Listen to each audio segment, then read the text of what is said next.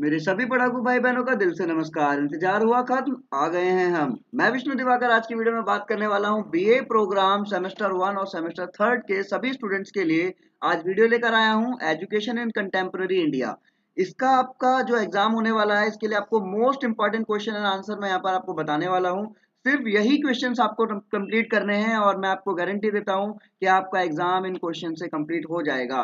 तो चलिए देरी ना करते हुए वीडियो को स्टार्ट करते हैं। तो भैया सबसे पहला जो हमारा क्वेश्चन होने वाला है इस वाली बुक से, वो क्वेश्चन है आपका शिक्षा के अधिकार के कार्यान्वयन संबंध में आने वाले चुनौती और समाधान पर चर्चा करें। तो यहाँ पर ये चुनौती है जिसको हम समस्या भी कह सकते हैं। यहाँ पे चुनाव हो गया, पता नहीं किस तरीके से आजकल राजनीति से ज्यादा जुड़ता हुआ चला जा रहा हूँ मैं। चलिए, तो भैया अपनी जुबान को संभालते हुए और अपने दिमाग को जरा सही काम पर लगाते हुए हम लोग वीडियो को स्टार्ट कर लेते हैं। तो पहला हमारा प्रश्न, जैसा कि मैंने आपको बताया कि भैया शिक्षा के अधिकार के कार्यान्वयन संबंध में आने वाली जो चुनौतियां और जो समाधान है इनके बारे में बताएंगे हम, ठीक है, या फिर समस्या और समाधान के बारे में। तो भैया सबसे पहले हम इसकी प्रस्तावना देखेंगे। बिल्कुल बढ़िया तरीके से आपको जो है यहाँ से बस कॉपी पेस्ट करना है, पूरा आंसर ऐसा का ऐसे लिख कर आ जाना है।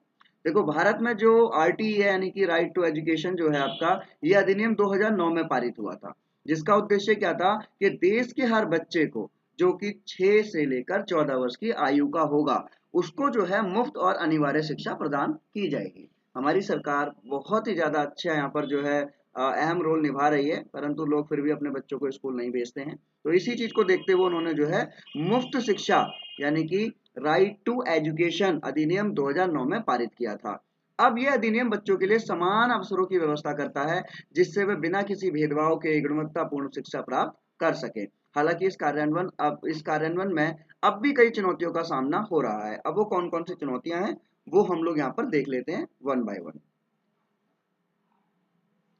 नंबर वन, बुनियादी ढांचे की कमी, यानी कि कई सरकारी स्कूलों में बुनियादी ढांचे की भारी कमी है, जैसे कि शौचालय, पानी की सुविधा, खेलकूद के मैदान और प्रयोगशालाएं।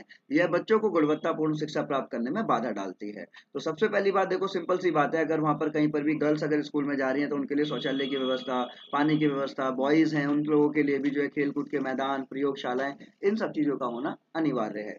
तो इसका समाधान क्या होगा? सरकारी स्कूलों में बुनियादी सुविधाओं का निर्माण कराया जाए, उनका रखरखाव सुनिश्चित किया जाए और स्कूल में अधिक संसाधनों का निवेश किया जाए, ताकि छात्र एक बेहतर शैक्षिक वातावरण में शिक्षा प्राप्त कर सके। तो भैया ये आपका हमारा पहला पॉइंट हो गया। इसके बाद इसका दूसरा पॉइंट आता है शिक्षकों की कमी और प्रशिक्षण की कमी। सिंपल सी बात है, अगर देखो यहाँ पर अगर हम हर किसी को एजुकेशन एजुकेशन देना चाहते हैं, एजुकेट करना चाहते हैं, तो देखो शिक्षकों की भी कमी है। बहुत सारे आपने स्कूलों में देखा होगा जहाँ पर शिक्षकों की भर्ती ही नहीं हो रही है। वहाँ पे अरेंजमेंट पीरियड लगाए जा रहे हैं, पीरियड खाली चले जा रहे हैं, बच्चे सिर्फ बैठकर घर चले जाते हैं। तो राइट टू एजुकेशन के तहत बच्चों को शिक्षा देने के लिए पर्याप्त और योग्य शिक्षक नहीं है। कई स्कूलों में शिक्षकों की बहुत ज्यादा कमी है। जो शिक्षक हैं उनका प्रशिक्षण अभी प्राप्त नहीं है, यानी कि उनको ट्रेनिंग अच्छे से नहीं दी गई है। तो इसका समाधान क्या है भाई? शिक्षकों की भर्ती की जाए, ठीक है, और शिक्षक प्रशिक्षण संस्थाओं की गुणवत्ता में भी सुधार किया जाए, जिससे कि बच्चों को पढ़ाने का तरीका उनको अच्छी तरीके से आ जाए। तीसरा पॉइंट हमारा आता है लैंगिक असमानता और सामाजिक भेदभाव। यानी कि हमारे भारत के अंदर राइट टू एजुकेशन के कार्यान्वयन में एक और सबसे बड़ी समस्या आती है लैंगिक असमानता, यानी कि भेदभाव जो होता है। खासकर ग्रामीण और पिछड़े क्षेत्रों में लड़कियों और अन्य कमजोर वर्गों को समान अवसर नहीं मिल पाते हैं। यानी कि बहुत सारे गांव के जो लोग हैं वो क्या करते हैं, वो लड़कियों को स्कूल भेजने से ही इनकार कर देते हैं। और आपने सुना भी होगा कि पहले ये कहा जाता था कि लड़कियां अगर पढ़ लिख लेंगी तो क्या हो जाएंगी, वो बदतमीज हो जाएंगी और वो जो है ज्यादा ही मतलब आगे निकल जाएंगी इस समाज में, और फिर उसके बाद में वो घर गृहस्थी नहीं संभालेंगी। तो इस तरीके की चीजों को कहा जाता था। लड़कियों और कमजोर वर्गों के विशेष योजनाएं बनाना यहाँ पर जरूरी है। ग्रामीण क्षेत्रों में जागरूकता करना जरूरी है कि सिर्फ लड़कों को ही नहीं बल्कि लड़कियों को भी शिक्षित करना अनिवार्य है। उसके बाद में हमारा इसका फोर्थ पॉइंट आता है मध्यवर्ती शिक्षा तक पहुंच की कमी। यानी कि राइट टू एजुकेशन में होता क्या है भैया कि 1 से 8 जो 8वीं क्लास है यहाँ तक की शिक्षा को अनिवार्य है, परंतु 9वीं से 12वीं तक की शिक्षा पर ध्यान नहीं दिया गया। इसी वजह से कई बच्चे शिक्षा को बीच में ही छोड़ देते हैं, कुछ समय तक पढ़ते हैं और उसके बाद में वो घर पर बैठ जाते हैं। अब समाधान क्या है कि भैया राइट टू एजुकेशन को 12वीं तक कर दिया जाए, यानी कि जो अभी तक मुफ्त शिक्षा मिल रही है उसको 12वीं तक मुफ्त दिया जाए। और सरकारी स्कूलों में उच्च माध्यमिक शिक्षा के लिए सुविधाएं और संसाधन बढ़ाए जाने चाहिए, जिससे कि बच्चे उसके अंदर जो है पार्टिसिपेट करें और बच्चे अच्छी तरीके से शिक्षा को ले सकें। फिर आता है हमारा नंबर 5 पॉइंट आर्थिक समस्याएं। अब देखो बहुत सारे कई परिवार ऐसे हैं जिनके पास बच्चों को स्कूल भेजने के लिए पर्याप्त वित्तीय संसाधन नहीं होते। भैया पैसा नहीं है उनके पास में, गरीबी है, बाल श्रम करवा रहे हैं, सामाजिक असमानताएं, बहुत सारे कारण हैं। तो इसका समाधान क्या है कि छात्र को सरकार क्या करे, छात्रवृत्ति दे, यानी कि उनको वजीफा दे, उनको पैसे दे, वित्तीय सहायता करे, योजनाएं लागू करे, है ना। और शिक्षा के लिए मुफ्त और अनिवार्य सुविधाएं जैसे किताबें, यूनिफॉर्म, भोजन की व्यवस्था, ये सारी चीजें वहां पर प्रोवाइड कराते रहे। ठीक है। फिर आता है स्कूलों में गुणवत्ता की कमी। तो ये सारी चीजें तो आपने देखा होगा, आपके स्कूल के टाइम पर आपके सामने ही रही होंगी। कई स्कूल, सरकारी स्कूलों में शिक्षा की गुणवत्ता की कमी है। बच्चों को सिखाने के लिए अच्छे पाठ्यक्रम नहीं है, और जो अच्छे पाठ्यक्रम हैं उसको अच्छी तरीके से टीचर उसको समझा नहीं पा रहे हैं। तो समाधान क्या है कि पाठ्यक्रम में सुधार और बच्चे की वास्तविक जरूरतों के अनुरूप ही उसको बनाना चाहिए, यानी कि जो वास्तविकता है उसके अनुरूप ही बच्चा उसको जो है देखेगा। लास्ट में आपका इसका एक और पॉइंट आता है कि बच्चों की जो स्कूलों में उपस्थिति की समस्या। आपने देखा होगा सरकारी विद्यालयों में क्या होता है ना, बच्चे स्कूल ही नहीं जाते। तो बच्चों के स्कूल में उपस्थिति एक बड़ी समस्या है, खासकर उन क्षेत्रों में जहाँ परिवार को बच्चों को काम में लगा देना पड़ता है, उन्हें स्कूल भेजने में संकोच होता है। होता क्या है कि बहुत सारे लोग जो है वो क्या करते हैं, वो अपने बच्चों को ना जो कार्य के लिए भेज देते हैं बजाय स्कूल के। क्यों? क्योंकि वो कहते हैं कि हमारे पास में जो है निश्चित रूप से इतना पैसा नहीं है कि हम बच्चों को विद्यालय भेज सकें। इसीलिए सरकार ने इस ऐसी योजनाओं को निकाला था कि बच्चों को जो है स्कूल भेजने के लिए वो मजबूर हो जाएं, क्योंकि उनके पास में पैसा नहीं था। तो सरकार ने कहा ठीक है, हम फ्री, हाँ, जो है एजुकेशन प्रोवाइड कराएंगे बच्चों को, आप बच्चों को स्कूल भेजिए। तो समाधान क्या है, बच्चों की जो परिवार है, परिवारों को बच्चों की शिक्षा के महत्व के बारे में जागरूक करना, बाल श्रम और स्कूल छोड़ने की समस्या से निपटने पर सख्त कानून बनाना। ये सारी चीजें करवाने के बाद में क्या होगा, हमारा जो देश है इसमें शिक्षा को लेकर बहुत सारी चीजें बदल जाएगी। और उसके बाद में लास्ट पॉइंट आता है आपका कि आधुनिक तकनीकी और डिजिटल शिक्षा का अभाव। आपने ये भी देखा होगा कि अब जो कोविड के बाद में बहुत सारी प्रॉब्लम सामने आई थी, तो भैया कई स्कूलों में डिजिटल शिक्षा का उपयोग नहीं हो रहा, बच्चों को समझ में ही नहीं आता कुछ भी। छात्रों को तकनीक कौशल के बारे में अवसर नहीं मिल पाते सीखने के लिए। अब समाधान क्या है कि डिजिटल शिक्षा को बढ़ावा दें, सरकारी स्कूलों में इंटरनेट की सुविधा होनी चाहिए, बच्चों को तकनीकी शिक्षा, कौशल आधारित शिक्षा प्रदान करनी चाहिए। और यही अंत में हम इसका अगर निष्कर्ष देखते हैं तो भैया राइट टू एजुकेशन जो है अधिनियम है, इसका कार्यान्वयन भारत में कई समस्याओं का सामना कर रहा है। सरकार और विभिन्न गैर सरकारी संगठनों के प्रयासों से इस दिशा में कुछ सुधार देखने को मिले हैं, लेकिन फिर भी बहुत सारी चुनौतियां आज भी हमारे सामने हैं। तो भैया ये आपका प्रश्न 1 हो गया। अब हम बात करने वाले हैं प्रश्न 2 के बारे में। तो दूसरे प्रश्न की तरफ चलते हैं। जैसे कि अभी आपने प्रश्न 1 को यहाँ पर देख लिया, तो शिक्षा में वित्त की समस्याओं और उसके उपायों की व्याख्या कीजिए। यानी कि शिक्षा के अंदर जो फाइनेंशियल प्रॉब्लम आती हैं, वो प्रॉब्लम्स जो है हम किस तरीके से शॉर्ट आउट कर सकते हैं, उसके बारे में हम यहाँ पर देखेंगे। तो भैया देखो, इसकी जो प्रस्तावना है, तो शिक्षा समाज की जो प्रगति का जो है मुख्य स्तंभ माना जाता है। समाज की अगर प्रगति होनी है तो उसमें शिक्षा का होना बहुत अनिवार्य है, और ये देश के विकास में बहुत ज्यादा बड़ी भूमिका भी निभाते हैं। लेकिन शिक्षा के क्षेत्र में बहुत सारी वित्तीय समस्याएं उत्पन्न होती हैं, जिसके कारण कई छात्रों को शिक्षा प्राप्त करने में कठिनाइयां होती हैं, और शिक्षा के लिए पर्याप्त वित्तीय संसाधनों का ना होना, शिक्षा की गुणवत्ता में कमी, असमान वितरण, ये समस्याएं शिक्षा के क्षेत्र में प्रभाव डालती हैं। और इन समस्याओं को हल करने के लिए बहुत सारे सुझाव भी दिए गए हैं। तो सबसे पहले हम देखते हैं कि शिक्षा में वित्तीय समस्याएं कौन कौन सी हैं। देखो, सबसे पहला हमारा वित्तीय संसाधन। सरकारी और निजी संस्थाओं में शिक्षा के लिए निर्धारित बजट अक्सर अपर्याप्त होता है। इससे कि स्कूल, विद्यालय, जो भी हमारे कॉलेज हैं, इनकी आवश्यकताओं को पूरा करना मुश्किल हो जाता है। जैसे कि भवन, उपकरण, पुस्तकालय, प्रयोगशालाएं, है ना, बिल्डिंग बनाना, उसके अंदर जो इक्विपमेंट्स यूज होते हैं, वो लाइब्रेरी हो गई, प्रयोगशालाएं हो गई, है ना। दूसरा हमारा आता है वित्तीय असमानता। अब शिक्षा के लिए वित्तीय संसाधन असमान रूप से वितरित होते हैं, बड़े शहरों में ज्यादा और जबकि जो ग्रामीण क्षेत्र होते हैं उसके अंदर कम, है ना।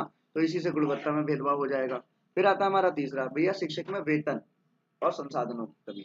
तो भाई विशेष रूप से ग्रामीण क्षेत्रों में शिक्षकों को वेतन कम मिलता है, और शिक्षकों की कमी भी एक गंभीर समस्या मानी जाती है। तो सिंपल सी बात है भाई, सबके सामने एक जैसा बर्ताव करना चाहिए, चाहे वो ग्रामीण हो चाहे वो शहरी हो। फिर चौथा आता है निजीकरण। तो प्राइवेटाइजेशन की अगर हम बात करें तो शिक्षा का निजीकरण बढ़ने के कारण स्कूलों और कॉलेजों की फीस बहुत अधिक हो गई है, जिससे गरीब और मध्यम वर्ग के परिवार के जो लोग हैं वो शिक्षा को प्राप्त ही नहीं कर पा रहे हैं, बहुत कठिनाइयां हो रही हैं, है ना। अब लास्ट आता है आपका इसमें भ्रष्टाचार और धन का दुरुपयोग। भैया बहुत सारे ऐसे सरकारी फंड्स में भ्रष्टाचार और धन का दुरुपयोग शिक्षा के क्षेत्र में होता है।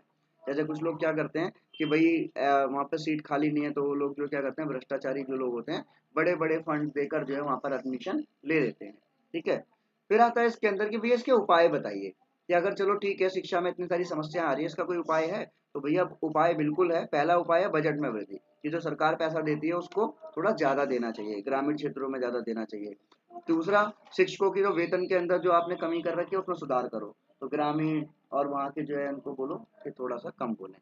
नहीं, आपको नहीं बोल रहा हूँ, आप लोग जरा इधर ध्यान दीजिए, वो जरा बच्चे रो रहे थे। हाँ जी। शिक्षकों की वेतन वृद्धि और प्रशिक्षण। तो शिक्षकों के वेतन में सुधार किया जाना चाहिए। वहां पर भी क्या हो कि भैया जो ग्रामीण शिक्षक जो हैं उनको भी वेतन उतना ही दे जितना कि शहरी शिक्षकों को दिया जाता है ना। शिक्षा में पारदर्शिता, ट्रांसपेरेंसी होनी चाहिए। तो यहाँ जो शिक्षा है वो एक निगरानी की व्यवस्था को मजबूत करना, यानी कि इसमें जो भी हो वो भ्रष्टाचार में कमी आएगी। बिल्कुल अगर पारदर्शिता रहेगी, अगर ट्रांसपेरेंसी रहेगी तो सब कुछ सबके सामने होना चाहिए कि कहाँ कितना पैसा खर्च हो रहा है और क्या खर्च हो रहा है। ठीक है। फिर आता है ऑनलाइन और डिजिटल शिक्षा का प्रसार। अब आपको पता है कि कोविड के बाद में ऑनलाइन शिक्षा के बारे में जानकारी बच्चों तक पहुंचाना बहुत जरूरी है ना। और फिर उसके बाद में आता है छात्रवृत्तियां और वित्तीय सहायता। बच्चों को जो है क्या दिया जाए, वजीफा दिया जाए, छात्रवृत्ति दिया, स्कॉलरशिप दी जाए, वित्तीय सहायता की जाए। और लास्ट है आपका पीपीपी, यानी कि सार्वजनिक निजी साझेदारी, है ना। तो इसमें क्या होता है, पर्सनल जो अगर हम बात करें पब्लिकली पर्सनल जो प्रोस्पेक्टिस है कि शिक्षा के क्षेत्र में सभी को जो है साझेदारी को बढ़ावा देना चाहिए। सभी लोग मिलजुल कर शिक्षा को जो है सपोर्ट कर सकते हैं। लास्ट आता है आपका निष्कर्ष। शिक्षा के क्षेत्र की वित्तीय समस्याएं गंभीर हैं और इसका समाधान भी संभव है। तो ये सारी चीजें अगर आप यहाँ पर देखेंगे तो आपको पता चलेगा कि हमारा दूसरा प्रश्न खत्म हो गया। उसके बाद हम बात करते हैं तीसरे प्रश्न की बारी। तो तीसरा प्रश्न है आपका वर्धा योजना। वर्धा योजना को हम जो है नई तालीम भी कहते हैं। नई तालीम जो है कब आई थी और किसने कौन लेकर आया था, तो मैं आपको बता देता हूँ। जो हमारे भारत के जो राष्ट्रपिता के रूप से जाने जाते हैं, यानी कि मोहनदास करमचंद गांधी। तो गांधी जी के द्वारा 1937 के अंदर, यानी कि 1937 के अंदर इस योजना का जो है शुभारंभ हुआ था, जिसका उद्देश्य क्या था कि शिक्षा के माध्यम से समाज की सामाजिक और आर्थिक स्थिति को सुधारना है। अब ये जो नई तालीम है इसकी मुख्य बातें क्या थी। ये श्रम आधारित शिक्षा थी। तो इसमें योजना में शिक्षा को श्रम और हाथों के काम से जोड़ा गया था। गांधी जी का मानना था कि शिक्षा का उद्देश्य केवल बौद्धिक विकास नहीं है, बल्कि हाथों में भी काम करने की जीवन कौशल को सिखाने पर जोर देना है। क्योंकि अगर बच्चा हाथों के काम को भी दक्ष तरीके से सीख जाता है तो वो आगे जाके मार नहीं खाएगा, वो किसी भी कार्य को कर सकता है। समग्र शिक्षा, इसमें बताया गया कि नई तालीम में केवल अकादमिक शिक्षा ही नहीं बल्कि शारीरिक, मानसिक, नैतिक सारी शिक्षाओं पर ध्यान देना जरूरी है, जिससे कि संतुलित जीवन जीने के लिए बच्चा शिक्षा जरूरी ले सके। मूल्य आधारित शिक्षा, बच्चे को सिर्फ इसमें सत्य, अहिंसा, समानता, भाईचारा ऐसे मैथ भी सिखाना बहुत जरूरी है। हिंदी भाषा का प्रचार, उन्होंने कहा कि आप भारतीय हो, भारतीय हमारी जो राष्ट्रीय भाषा जो हमारी हिंदी है, मातृभाषा, तो इस मातृभाषा के अंतर्गत हमारा को जो है शिक्षा का प्रचार करना जरूरी है। उसके बाद में बताया गया ग्रामोन्मुख शिक्षा, यानी कि वो बोल रहे थे कि ग्रामों के विकास से जोड़ने के लिए प्रयास किया जाना चाहिए। और लास्ट में आपका इसमें आता है स्वदेशी सामग्री का उपयोग, यानी कि शिक्षा के अंदर जो है स्थानीय कच्चे माल संसाधनों का इस्तेमाल किया जाना चाहिए, स्वदेशी चीजों का इस्तेमाल किया जाना चाहिए, और सरकारी और सामूहिक शिक्षा पर भी ज्यादा जोर दिया जाना चाहिए, यानी कि टीम वर्क पर ज्यादा जोर दिया जाना चाहिए। अब इसका निष्कर्ष आप लिख सकते हैं कि गांधी जी के दृष्टिकोण में शिक्षा एक नया दृष्टिकोण प्रस्तुत करती है। यह योजना शिक्षा को केवल एक बौद्धिक गतिविधि नहीं बल्कि सामाजिक, मानसिक और शारीरिक विकास पर का माध्यम भी मानती है। उसके बाद में आपका इसका एक और एक नेक्स्ट क्वेश्चन आता है आपका, और उसके बाद एक और क्वेश्चन आएगा, उसके बाद में आपकी वीडियो खत्म हो जाएगी, यानी कि आपका ये सेकंड लास्ट क्वेश्चन है। तो इसमें हम देखेंगे माध्यमिक शिक्षा आयोग, यानी कि मुदालियर आयोग 1952-1953, ये क्या था। तो भैया जो माध्यमिक शिक्षा आयोग है, जिसे हम मुदालियर कमीशन के नाम से, मुदालियर आयोग के नाम से भी जानते हैं, भारत सरकार द्वारा 1952 और 53 में स्थापित किया गया था। इस आयोग का उद्देश्य क्या था, ये जो माध्यमिक शिक्षा प्रणाली है इसका मूल्यांकन करना, इसमें सुधार करना। और इसके जो अध्यक्ष थे वो कौन थे, कमलनाथ मुदालियर थे, इन्हीं के नाम पर इसका नाम रखा गया था। इस आयोग की रिपोर्ट के अंदर जो है भारतीय शिक्षा नीति को प्रभावित किया गया, इसके द्वारा सिफारिशें दी गई थी। अब इसकी जो प्रमुख सिफारिशें थी वो क्या थी कि भैया जो माध्यमिक शिक्षा है उसका मैथ, यानी कि आयोग ने माध्यमिक शिक्षा के महत्व को स्वीकार किया, राष्ट्रीय विकास के लिए एक महत्वपूर्ण चरण माना। नई संरचना का प्रस्ताव, जिसके अंदर उन्होंने ये भी कहा था कि 10+2+3 प्रणाली की सिफारिश, जिसमें कि 10 वर्ष की प्रारंभिक शिक्षा, 2 वर्ष की उच्च शिक्षा और 3 वर्ष की विद्यालय शिक्षा यहाँ पर शामिल है, यानी कि यूजी अंडर ग्रेजुएट वाली। उसके बाद में सामान्य शिक्षा और तकनीकी शिक्षा का संतुलन, के जो आयोग ने सामान्य शिक्षा और तकनीकी शिक्षा के बीच में एक संतुलन बनाने की सिफारिश भी की थी। Last but not the least, उसके बाद में मूल्य आधारित शिक्षा होती है आपकी। मूल्य आधारित यानी जिसमें होगा कि भाई नागरिक, एक बच्चे को जो एक अच्छा नागरिक, उसको जिम्मेदारियों का एहसास कराना, ये सब चीजें उसके अंदर मौजूद हो। सभी के लिए समान शिक्षा का अधिकार, शिक्षकों की गुणवत्ता और प्रशिक्षण, संस्था की स्वायत्ता, विद्यालयों की बुनियादी ढांचा और शिक्षा के क्षेत्र में वित्तीय संसाधन। ये सारे पॉइंट बहुत इजी है, आप वन टाइम रीड करेंगे तो क्लियर हो जाएगा। यानी कि अब हम पढ़ने वाले हैं इसके लास्ट पॉइंट के बारे में, सॉरी लास्ट क्वेश्चन के बारे में, और उसके बाद में ये वीडियो आपकी खत्म हो जाएगी।